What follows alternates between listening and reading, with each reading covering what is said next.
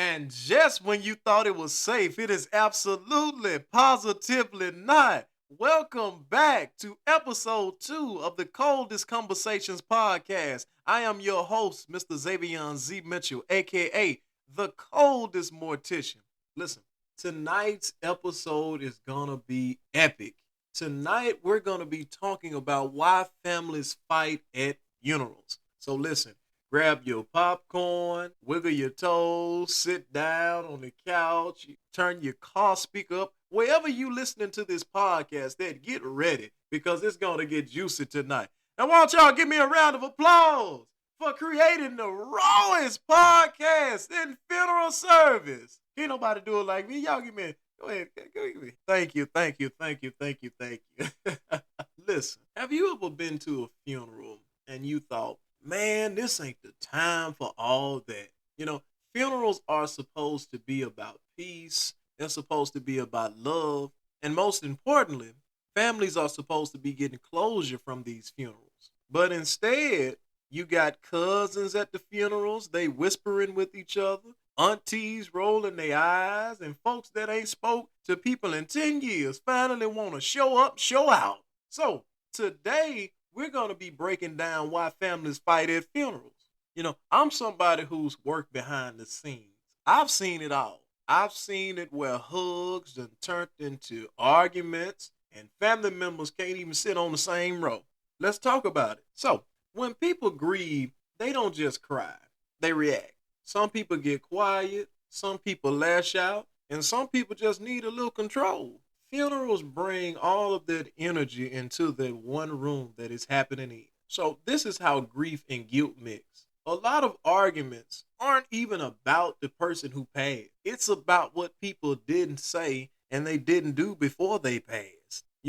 Mama been in the hospital for 10 years. Mama been on hospice for 10 years. In and out the hospital for 10 years. Cousin Johnny L didn't come up there to see her. Cousin Ruby didn't come to see her. But now all of a sudden, Cousin Johnell and Cousin Ruby want to come to the funeral and act the fool. That's guilt. You'll hear somebody say at the funeral, he didn't even come see her at the hospital. Or she wasn't even around here till she saw that obituary. That's not about the funeral. That's pain speaking. Now, I feel like if some families understood that grief comes in stages, you got denial, anger, bargaining, depression, and acceptance. They taught me this in funeral service school. You stop taking people's emotions so personal during the service. And I got to work on this myself. So I'm not judging y'all because I still got to work on this because let truth be told, I got some folks in my family, my God, they don't call you until they need something. And I don't like the way they do certain people in my family.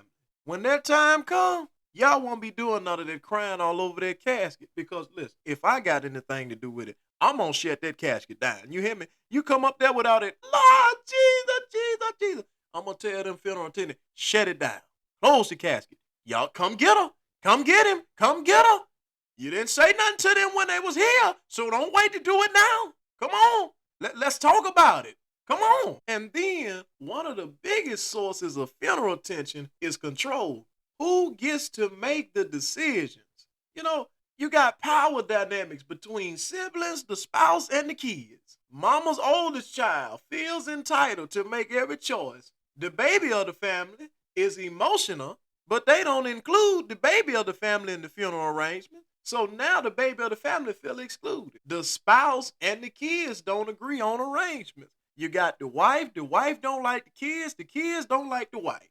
So everybody wants to feel like their love meant the most and they want to feel like the favorite. So when they're left out of a decision, it feels like their love wasn't valued. As somebody who's in the funeral industry, it's been many times where I've had to stop arguments right in the funeral home. Sometimes you have to remind them it's not about who's in charge. The most important thing is about honoring the one who has passed, and a lot of times money will expose every family dynamic there is. Some people fight over who's paying for the funeral, and the other people fight over who's getting something after the funeral. Some of the points I'm going to hit: unpaid life insurance policies, disagreements over casket price or cremation. Then you have to get the whole GoFundMe drama.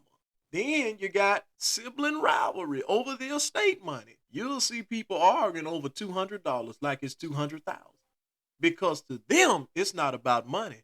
It's about you being fair. Now, the funeral home gets caught in the crossfire, but see, we just trying to help the family find closure. We're not there to choose sides. So we try to stay out of arguments like that because money is one of the biggest arguments that come about when somebody passes and gone. Now, my next topic that I'm going to touch on, you got old wounds and hidden resentment. Funerals bring everybody together. A funeral is basically a family reunion. It brings everybody together, and it includes people that haven't spoke to each other in years. So when that come back around, you got the old childhood beef. It starts resurfacing. Jealousy over who was the favorite. I was the favorite grandchild. I was the favorite great-grandchild. I was the favorite son. I'm the favorite daughter. You got family secrets come out. Everybody starts putting everybody's business out there in front of all those people. When the strongest person in the family passes away, that glue that held that family together, that glue is now gone. Because in the old days, families didn't argue like they argue now when Big Mama was still around. Big Mama was the glue that held that family together. Now that Big Mama is gone, you get to see who really likes who and who really loves who. I've seen families that used to eat together every Sunday stop speaking right after the repast. Sometimes the real mourning period ain't for the person who passed away. It's for the family bond that died with them. You understand what I'm saying? We got to start sticking together as family. We have to start loving on each other. But I say this again, when Big Mama and all them other people, when they passed and gone, family fell apart. And I still see it today. As soon as Grandmama leave, the family stopped speaking to each other. Everybody used to get together and go over Grandmama's house. Grandmama's gone now. Grandmama can't call us and tell us, y'all come over to the house and come on eat. We got cabbage green, candy yams, sweet potatoes, pecan pie, sweet potato pie, oxtail. Family just stopped speaking all after the funeral. Let's talk about social media and people want to be seen. Lord, Lord, Lord. The worst thing that could have ever happened was Facebook and TikTok. Everybody want to post about the death first. People love to go live at the funerals and want to record themselves crying. Let me tell you something. If you had time to make yourself cry and you took time out to record yourself crying at the funeral, that ain't no real emotion. You just want to be seen, baby. Okay, then when you make the post that somebody is gone, you got the cousins and the aunties and the uncles and the kids fighting in the comment section. It's okay to celebrate life, but as soon as somebody passes away in your family, you let everybody in the family get a chance to get the news first. I don't like getting on Facebook in the middle of the night. I just got the death call, but everybody in the world know now. You got people all in Texas, all in Florida, Georgia, Arkansas, Mississippi, Tennessee. They know about the death before the entire family even know about it. Because you got Cousin Willie Earl. Lord, y'all pray for my family. Prayers up to my family. Rest in peace to my auntie Shirley. They just found her in the house dead. You cannot make posts like that until the immediate family has done so. And some people just don't want that kind of mess out there on the internet. And look, here's another misconception at these funerals. Lord have mercy. When we get to these funerals, you got 10 different obituaries floating around. One that was made by the family, one type of obituary that was made by the cousin because they feel like the daughter's obituary that she had made wasn't enough. And then you got another obituary made by somebody who barely knew the person. That's where the confusion starts at. So there's a lot of division at these funerals. Sometimes pain becomes blame. I'll say it again. Sometimes pain becomes blame.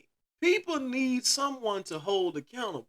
Sometimes they hold the hospital accountable, the siblings accountable, and sometimes they hold the funeral home accountable. They feel like it's easier to argue than hurt. Blame is just another form of pain. So instead of asking whose fault is it, ask, how can we honor them together? Don't blame the sibling. If you had just made it there a few minutes before, we wouldn't even have to be doing all this. Don't blame. Ask them, how can we honor mama together? How can we honor daddy together? How can we honor grandmama? How can we honor granddaddy together? That's what our role as funeral industry professionals, we have to step in.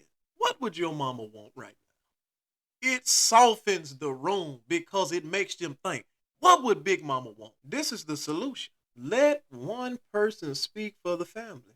And this is why it's important to go ahead and make decisions before death so your family won't have to have all this confusion at the end. That's why these funeral homes tell you, pre-plan, get your affairs in order. If none of that, have a mediator or have the funeral professional to guide the conversation. Focus on love. Don't focus on logistics. Funerals don't have to break families. They can rebuild them if people would just slow down and remember why they're there. You're not there for yourself. You're not there to be seen. You're there to honor your loved one's life. At the end of the day, death doesn't destroy families. So let's stop that. Death cannot destroy a family. Ego can destroy a family. I say it again. Ego. Beyonce made a song. Ego. Some people's egos are too big and they get out of hand to control. When the love has ran deep in that family for generations and generations, the peace should run right behind. So the next time somebody you love passes away, remember this. You don't have to win that family argument to honor the person. You just got to show love because the funeral will be over within 1 hour or 2 hours. So that part of life is over. But the regret that you showed out at that funeral lasts a lifetime and you start feeling embarrassed. So my most important topics that I touched on is funerals bring out so many different emotions. Now, let me just tell this story. So this one particular day, funeral started out oh so nice. We had a service at 11 o'clock. We had to go down the interstate, bury them in a secluded town. We had a second funeral at 2 o'clock. My Lord, I had a feeling that something was off. And I knew that something was off about this funeral simply because I had never been fed before a funeral by the kitchen committee. So we sitting down eating. Somebody come in the back. Y'all, they finna fight. They finna fight, y'all. I said, what in the world? Now, this is early in my funeral industry career. So I ain't never been to no funeral with nobody fighting at. They finna fight, y'all. I ain't know what to do. So we go out. Lord have mercy. Them folks was tearing the church up. God, Lord have mercy. And you know, I wasn't finna get caught in that crossfire. In the back of my mind, as long as that casket is still intact and them flowers not messed up, I ain't getting in the middle of that. It's time to call the police. But by the time I had called the police, everything had died down. The aggressors had left the funeral. So another time, we stopped the funeral just because they were just out of control. The person that paid for the funeral told her, close this down. Let's go ahead and go to the cemetery.